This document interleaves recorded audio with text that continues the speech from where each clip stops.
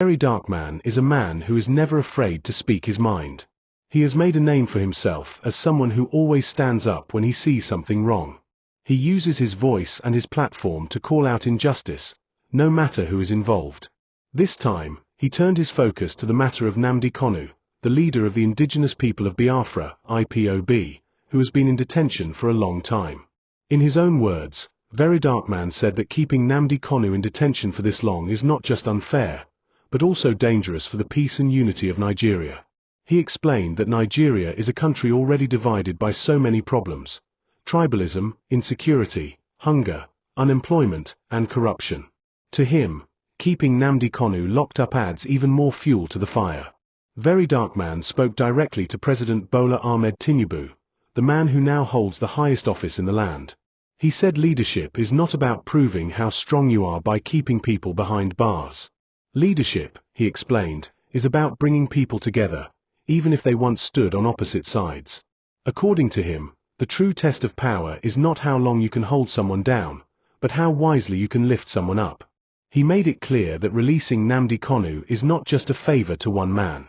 It is a step that could bring healing to millions of people. There are people in the southeast who feel neglected and unheard.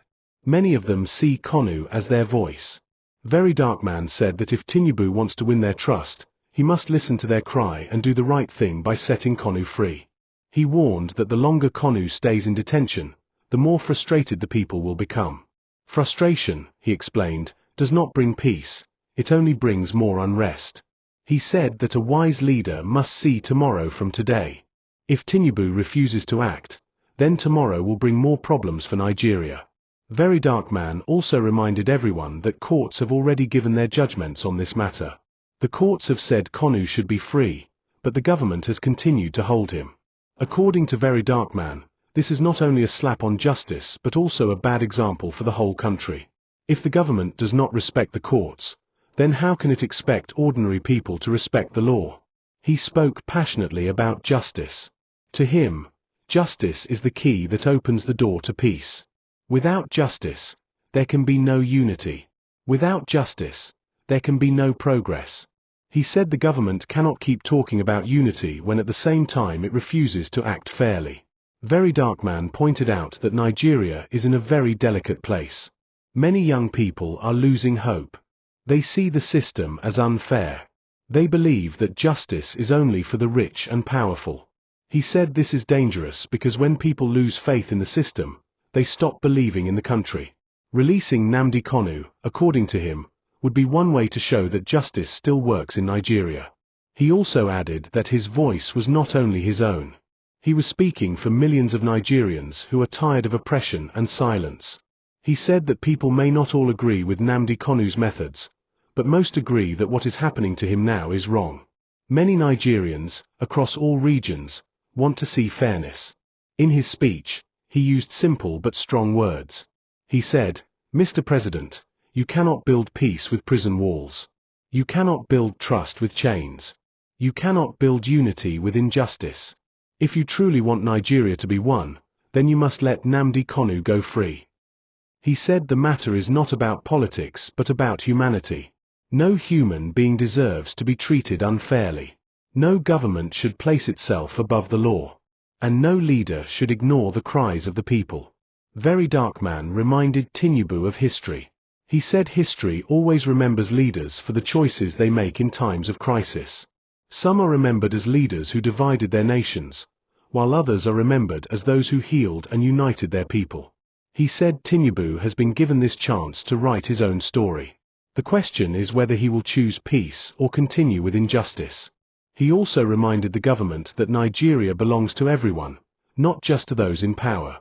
Every tribe, every region, every person matters. If one region feels cheated, then the whole country suffers. He said freeing Kanu would send a message of fairness, that Nigeria truly belongs to all its people.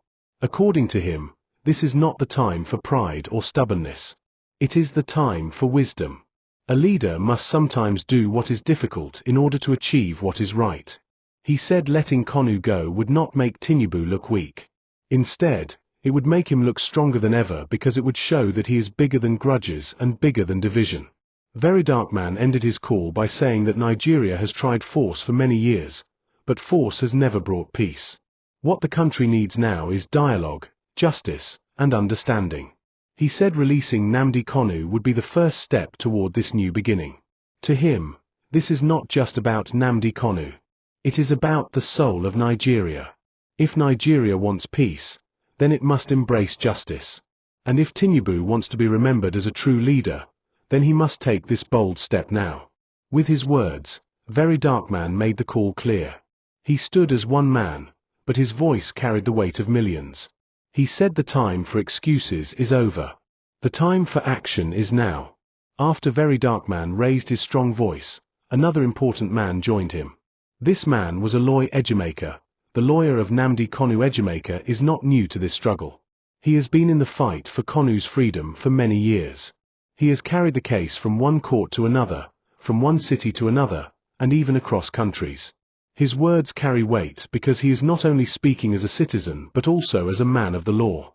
When Ejimakor stood with VeryDarkMan, their message became louder and clearer.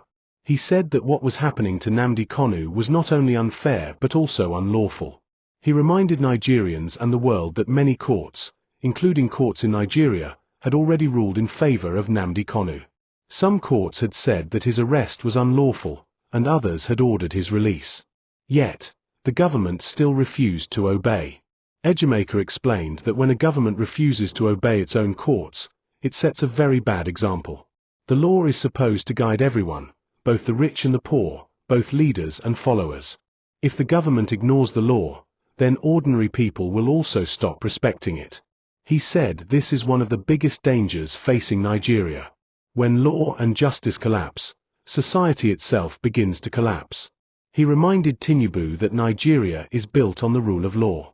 Every leader, no matter how powerful, must bow to the law. If the law says Kanu should be released, then there should be no excuse to keep him detained. By ignoring these rulings, the government is telling the people that justice is selective. Ejimakor said this cannot continue because it damages the foundation of the country. The lawyer also explained that this case is not only about law but about humanity. Nnamdi Kanu is not a piece of property. He is a human being. He has rights, and those rights must be respected. Keeping him in detention despite several court orders is like saying human rights do not matter. Ejimakor said that if the government can treat Kanu this way, then it means anyone in Nigeria can be treated the same way tomorrow. Standing side by side with VeryDarkMan, he said their demand was not too much. They were not asking for favors. They were asking for justice, something that should be normal in any nation that claims to be democratic. He explained that democracy cannot survive without justice and fairness. Holding Nnamdi Kanu in detention against the law is an attack on democracy itself. Ejimakor's voice was firm but calm. He said he understood that some people might not agree with Nnamdi Kanu's ideas or his methods. But that is not the issue. The issue is simple: the law has spoken, and the law must be obeyed. Personal feelings, political grudges, and government pride should not come before justice. If the law says someone should be free, then they must be free. That is how democracy works. He then turned his words directly to President Bola Tinubu. He said, "Mr. President, you have a golden chance before you. You can either choose to continue with the injustice of the past, or you can choose to start a new chapter of fairness and healing. The decision is yours." Ejimakor made it clear that releasing Kanu would not be a sign of weakness. Instead, it would be a sign of strength. It would show that Tinubu is not afraid to do what is right, even when it is difficult. It would show that Tinubu respects the courts, respects the law, and respects the people. It would also prove that Tinubu values peace over conflict and unity over division. He reminded everyone that the southeast of Nigeria has been boiling with tension for years. Many young people in that region are angry, frustrated, and hopeless. They believe the system is unfair to them. Some have even turned to violence because they no longer believe in dialogue. Ejimakor said that releasing Nnamdi Kanu would calm the anger and open the door for dialogue. It would give the people hope that fairness still exists. He also said that Kanu's continued detention does not solve any problem. In fact, it only makes things worse. It creates more bitterness, more protests, and more distrust. Instead of bringing peace, it brings tension. Instead of bringing unity, it deepens division. He said Nigeria cannot afford to continue on this path. The cost is too high. Ejimakor then joined his voice with VeryDarkman's to say that history will judge this government. Leaders are always remembered for the choices they make. Some are remembered as leaders who crushed justice, while others are remembered as leaders who restored it. He told Tinubu that this was his moment to be remembered for good. Releasing Nnamdi Kanu would be a decision that brings peace, unity, and healing to Nigeria. He also pointed out that Nigeria is not alone in the world. Other countries are watching.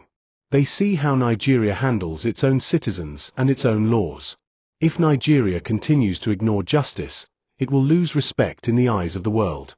But if it chooses fairness, then the world will see Nigeria as a true democracy that respects its people. Together with VeryDarkman, Ejimakor made their message strong. They were no longer just two individuals. They were one united voice speaking for justice. Their demand was simple, their message was clear: Nnamdi Kanu must be released. He ended his speech by saying that justice delayed is justice denied. Every extra day that Kanu spends in detention is another day of injustice. Every extra day is another wound to the nation. He said the time for excuses is over. The time for justice is now. With this, Ejimakor and VeryDarkman stood side by side, not as politician and lawyer, not as activist and citizen, but as two men who believe in fairness. They knew that many people were listening, and they hoped their words would touch the heart of the president. For them, this is not about winning arguments. It is not about politics. It is about doing what is right. And in their eyes, the right thing is clear: release Nnamdi Kanu, respect the law, and give Nigeria a chance to heal. When VeryDarkman and Aloy Ejimakor joined hands, their voices became one powerful call directed at the highest office in the land. They were no longer speaking as individuals, they were speaking as the conscience of a nation. Their words were clear, their tone was firm, and their message was simple: President Bola Ahmed Tinubu, release Nnamdi Kanu. They reminded the president that leadership is not about silence when the nation is in pain.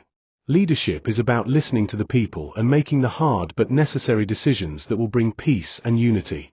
They said the continued detention of Nnamdi Kanu has gone on for too long and has created too many problems.